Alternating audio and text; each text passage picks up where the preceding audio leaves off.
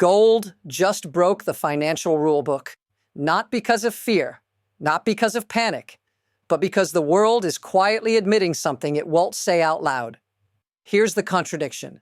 Governments keep telling you the system is stable, even as gold behaves like it's pricing in a structural failure.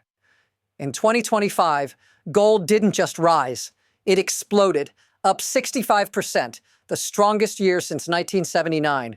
And instead of cooling off, it accelerated into 2026, trading near $4,800 an ounce. That's not how bubbles act. That's how conviction behaves. Every dip is bought instantly. No hesitation, no panic. That tells you this isn't short-term money.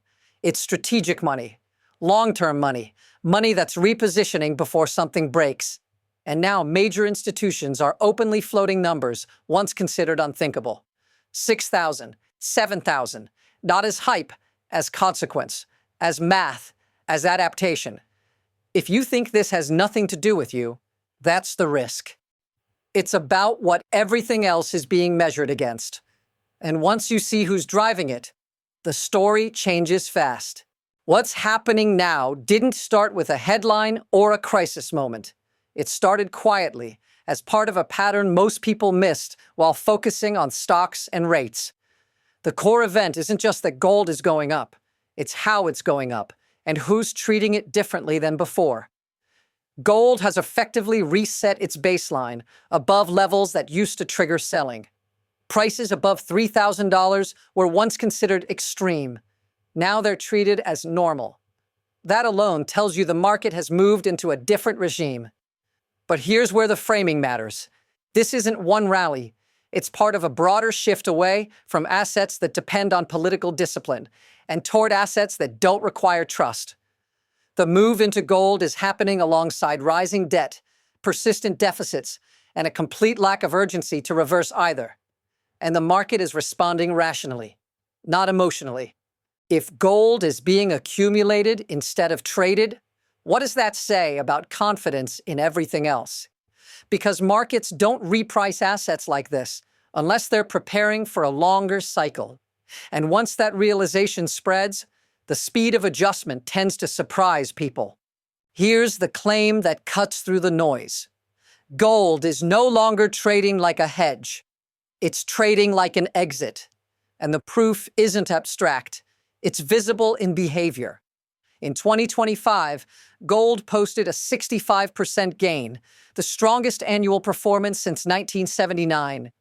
That alone would normally trigger profit-taking. Instead, something unusual happened. Corrections stopped working. Pullbacks didn't cascade into selling. They were absorbed almost immediately. That's not speculative momentum. That's accumulation. And it signals a change in intent. When an asset is treated this way, it's no longer being rented. It's being owned, long-term, strategically. Now notice what's missing. There's no corresponding surge in fear indicators, no mass panic, no crisis catalyst. This move didn't require a shock headline. It emerged under calm conditions, which is exactly what makes it dangerous to ignore.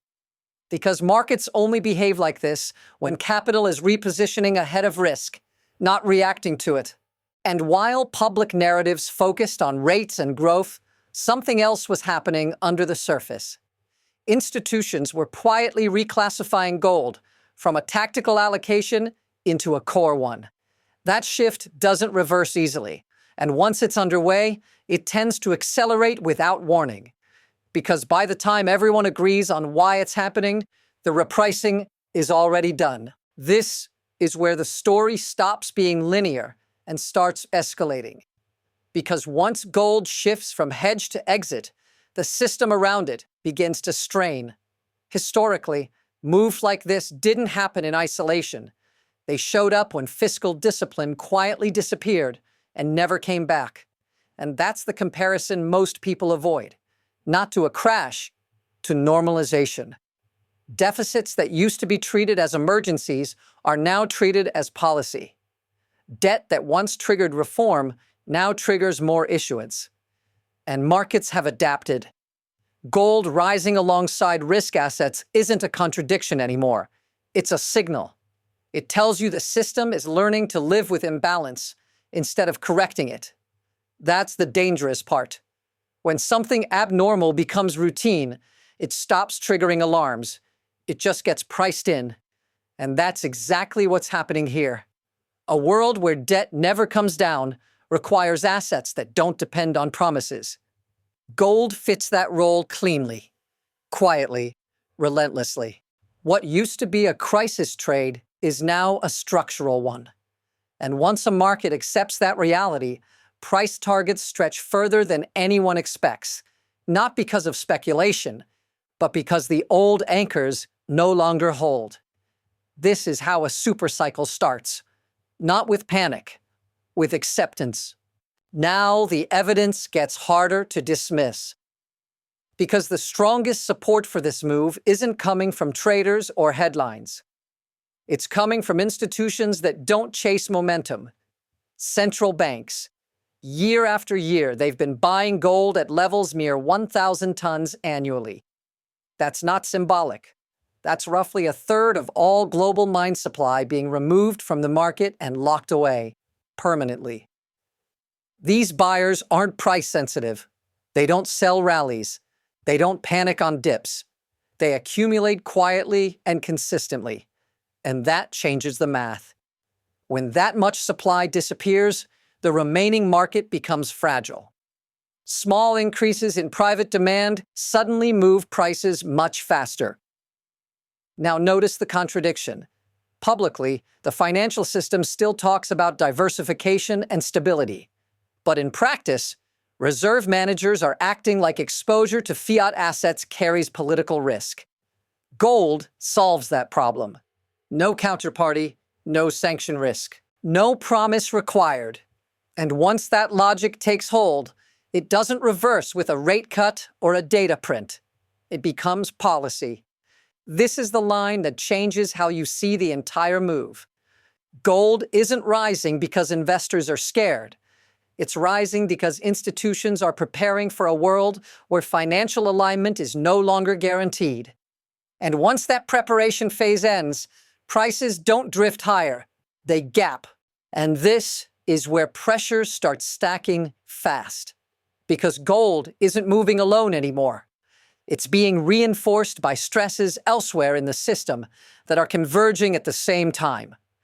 Energy markets are one of them. Entering 2026, inventories across crude, gas, and diesel are sitting near 10-year lows. At the same moment, institutional positioning is unusually light.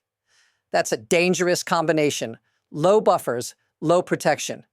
If anything disrupts supply, prices don't grind higher, they jump. And energy shocks don't stay contained. They bleed straight into inflation, transportation, food, and manufacturing. That feeds directly back into the gold thesis. Higher inflation compresses real rates. Compressed real rates remove the cost of holding gold. And there's another layer most people miss. Rising energy prices also raise mining costs. That pushes the production floor higher, locking in elevated metal prices, even if demand cools. This isn't one risk, it's a chain reaction. Each link reinforces the next. And when multiple stress points align like this, markets stop adjusting gradually. They reprice abruptly, which leads to the real question nobody wants to ask yet. Now bring this back to where it actually lands, on you. Because none of this stays abstract once prices reset at a systemic level. When gold reprices like this, it's not a signal about metal. It's a signal about purchasing power. Higher gold prices tend to move alongside higher costs of living, tighter credit, and currencies that quietly buy less each year. That shows up in rent before it shows up in charts. It shows up in groceries, insurance, and energy bills before anyone calls it a crisis. And it changes behavior. People delay purchases. Businesses raise prices defensively. Savings feel like they're standing still while everything else moves. This is how financial pressure spreads without a single breaking headline. Slowly, then suddenly. And here's the part that feels familiar to a lot of people.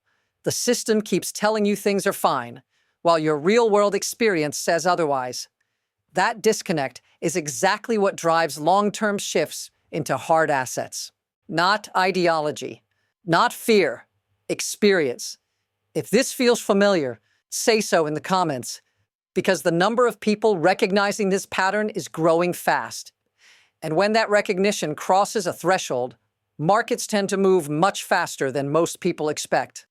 To understand why this keeps happening, you have to stop looking at gold and start looking at incentives. Systems don't fail because people are reckless. They fail because the structure rewards certain behaviors and punishes others. Governments are incentivized to spend, not to cut. Central banks are incentivized to stabilize markets, not to restore discipline. And investors are incentivized to protect capital, not to defend theory. Gold sits at the intersection of all three. It doesn't require trust in policy. It doesn't depend on future promises, and it doesn't need growth to work. That's why it thrives in environments where leverage is high and credibility is thin. The more complex and fragile the system becomes, the more valuable simplicity gets. And gold is brutally simple.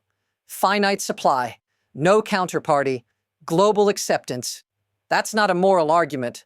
It's a mechanical one. When too much value is built on confidence, the assets that don't require confidence quietly absorb demand. This is why mainstream coverage keeps missing the point.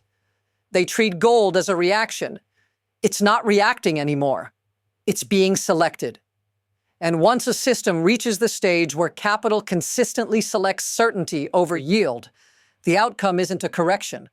It's a repricing of what safety actually means. From here, the path splits, and neither option is clean. One path assumes pressure eases, energy stabilizes, growth slows without breaking. Policymakers manage to stretch the system a little longer.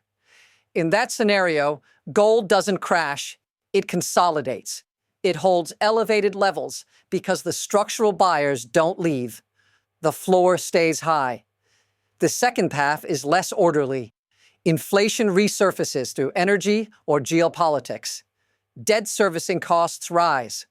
Policymakers lean harder on monetary accommodation. In that case, gold doesn't move in steps. It accelerates. Because once confidence cracks, capital doesn't wait for confirmation.